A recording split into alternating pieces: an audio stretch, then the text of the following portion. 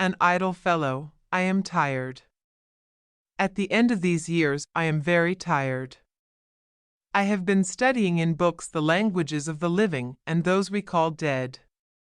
Early in the fresh morning I have studied in books, and throughout the day when the sun was shining, and at night when there were stars, I have lighted my oil lamp and studied in books. Now my brain is weary and I want rest. I shall sit here on the doorstep beside my friend Paul. He is an idle fellow with folded hands. He laughs when I upbraid him and bids me, with emotion, hold my peace. He is listening to a thrush's song that comes from the blur of yonder apple tree. He tells me the thrush is singing a complaint. She wants her mate that was with her last blossom time and builded a nest with her.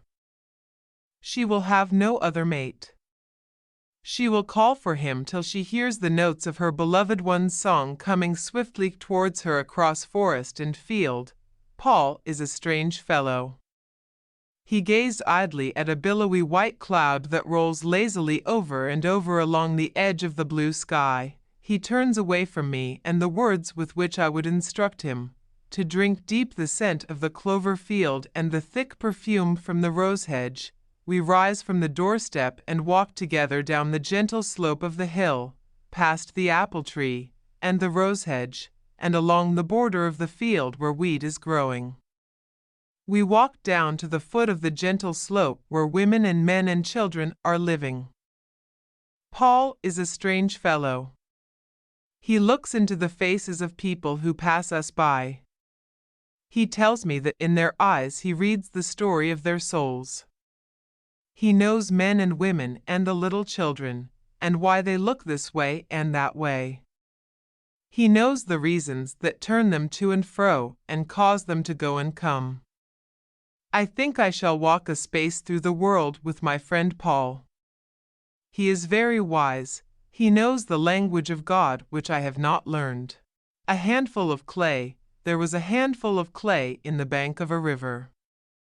It was only common clay, coarse and heavy, but it had high thoughts of its own value, and wonderful dreams of the great place which it was to fill in the world when the time came for its virtues to be discovered. Overhead, in the spring sunshine, the trees whispered together of the glory which descended upon them when the delicate blossoms and leaves began to expand, and the forest glowed with fair, clear colors, as if the dust of thousands of rubies and emeralds were hanging in soft clouds.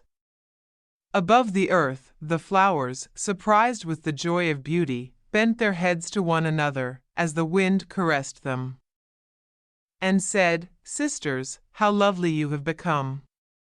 You make the day bright." The river, glad of new strength and rejoicing in the unison of all its waters, murmured to the shores in music, telling of its release from icy fetters, its swift flight from the snow-clad mountains, and the mighty work to which it was hurrying the wheels of many mills to be turned, and great ships to be floated to the sea. Waiting blindly in its bed, the clay comforted itself with lofty hopes. "My time will come," it said. "I was not made to be hidden forever. Glory and beauty and honor are coming to me in due season." One day the clay felt itself taken from the place where it had waited so long. A flat blade of iron passed beneath it, and lifted it and tossed it into a cart with other lumps of clay, and it was carried far away, as it seemed, over a rough and stony road. But it was not afraid, nor discouraged, for it said to itself, "This is necessary." The path to glory is always rugged. Now I am on my way to play a great part in the world, but the hard journey was nothing compared with the tribulation and distress that came after it. The clay was put into a trough and mixed and beaten and stirred and trampled. It seemed almost unbearable. But there was consolation in the thought that something very fine and noble was certainly coming out of all this trouble. The clay felt sure that, if it could only wait long enough, a wonderful reward was in store for it. Then it was put upon a swiftly turning wheel, and whirled around until it seemed as if it must fly into 1,000 pieces. A strange power pressed it and molded it as it revolved, and through all the dizziness and pain it felt that it was taking a new form. Then an unknown hand put it into an oven, and fires were kindled about it, fierce and penetrating, hotter than all the heats of summer that had ever brooded upon the bank of the river.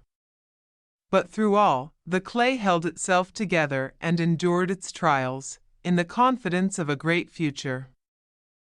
Surely, it thought, I am intended for something very splendid, since such pains are taken with me. Perhaps I am fashioned for the ornament of a temple, or a precious vase for the table of a king. At last the baking was finished. The clay was taken from the furnace and set down upon a board, in the cool air, under the blue sky. The tribulation was past. The reward was at hand. Close beside the board there was a pool of water, not very deep, nor very clear, but calm enough to reflect, with impartial truth, every image that fell upon it. There, for the first time, as it was lifted from the board, the clay saw its new shape, the reward of all its patience and pain, the consummation of its hopes. A common flower pot, straight and stiff, red and ugly. And then it felt that it was not destined for a king's house, nor for a palace of art, because it was made without glory or beauty or honor, and it murmured against the unknown Maker, saying, "Why hast thou made me thus?" Many days it passed in sullen discontent. Then it was filled with earth, and something it knew not what, but something rough and brown and dead-looking, was thrust into the middle of the earth and covered over. The clay rebelled at this new disgrace. This is the worst of all that has happened to me, to be filled with dirt and rubbish. Surely I am a failure. But presently it was set in a greenhouse, where the sunlight fell warm upon it, and water was sprinkled over it, and day by day as it waited, a change began to come to it. Something was stirring within it, a new hope. Still it was ignorant, and knew not what the new hope meant. One day the clay was lifted again from its place, and carried into a great church. Its dream was coming true after all. It had a fine part to play in the world. Glorious music flowed over it. It was surrounded with flowers. Still it could not understand. So it whispered to another vessel of clay, like itself, close beside it, "Why have they set me here? Why do all the people look toward us?" And the other vessel answered, "Do you not know? You are carrying a royal scepter of lilies. Their petals are white as snow, and the heart of them is like pure gold. The people look this way because the flower is the most wonderful in the world. And the root of it is in your heart." Then the clay was content, and silently thanked its Maker, because, though an earthen vessel, it held so great a treasure.